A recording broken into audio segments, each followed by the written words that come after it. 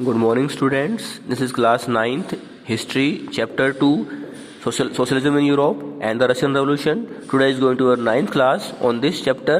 अब तक हमने समझा कि 1905 की रेवोल्यूशन के आधार पर रशिया में ड्यूमा का गठन होता है, पार्लियामेंट बनती है।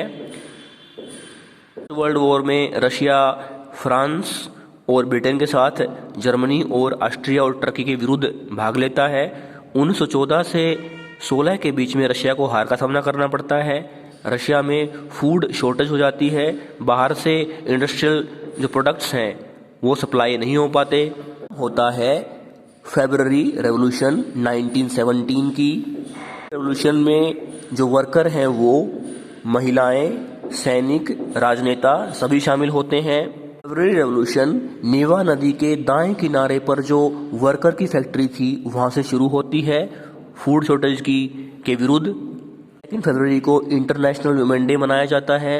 प्रदर्शनकारी सरकारी भवनों को घेर लेते हैं और जार निकोलस II कैवेलरी को बुलाता है, घुड़सवार को बुलाता है, तो वो भी उन पर कर्मचारियों पर गोली चलाने से मना कर देती है और हैं सब मिलकर ब्रेड, वेजेस, बेटर आवर्स और सबसे बढ़कर लोकतंत्र की मांग करते हैं। पेट्रोग्रेड सोवियत का गठन होता है। जार निकोलस II पद छोड़ देता है और उसके स्थान पर प्रोविजनल गवर्नमेंट बन जाती है, अंतरिम सरकार बन जाती है। हालांकि निर्णय ये लिया जाता है कि संविधान सभा बनेगी और रूस का भविष्य इलेक्टेड गवर्नमेंट जो वयस्क मताधिकार के आधार पर चुनी जाएगी वो निर्णय लेगी। गवर्नमेंट में तो इंडस्ट्रियलिस्ट थे, लैंड ओनर थे और आर्मी ऑफिशियल थे, जबकि जो इलेक्टेड गवर्नमेंट थी उसका समर्थन सोशलिस्ट कर रहे थे, लिबरल कर रहे थे। तभी 1917 में अप्रैल में लेनिन देश निकाले से वापस आ जाता है। 3 मांगे रखता है कि युद्ध का अंत हो, फर्स्ट वर्ल्ड वॉर का एंड हो, जो जमीन है वो किसानों को दे दी जाए और जो बैंक है उनका राष्ट्रीयकरण कर दिया जाए। यूनियन की संख्या बढ़ती है, सोल्जर्स की कमेटी बनती है। ग्रामीण क्षेत्रों में भी सोशलिस्ट रेवोल्यूशनरी जमीन पर अपना अधिकार करते हैं, उनमें किसान भी शामिल होते हैं। जैसे एक तरफ तो प्रोविजनल गवर्नमेंट है और दूसरी तरफ बोल्शेविक हैं जो लेनिन के द्वारा नेतृत्व दिया गया है। के महीने में 1917 में मिलिट्री रेवोल्यूशनरी कमेटी बनाई जाती है और लियोन ट्रोट्स्की को उसका नेता चुना जाता है। सरकार जो प्रोविजनल गवर्नमेंट है उसका प्राइम मिनिस्टर केरेंस्की होता है।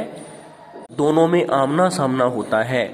तो अंत में जो मिलिट्री रेवोल्यूशनरी कमेटी है वो सरकारी भवनों पर नियंत्रण कर लेती है और जो मिनिस्टर होते हैं वो सरेंडर कर देते हैं। 1917 को अक्टूबर महीने में 24 अक्टूबर को रात तक जो मिलिट्री रेवोल्यूशनरी कमेटी है वो अधिकार कर लेती है।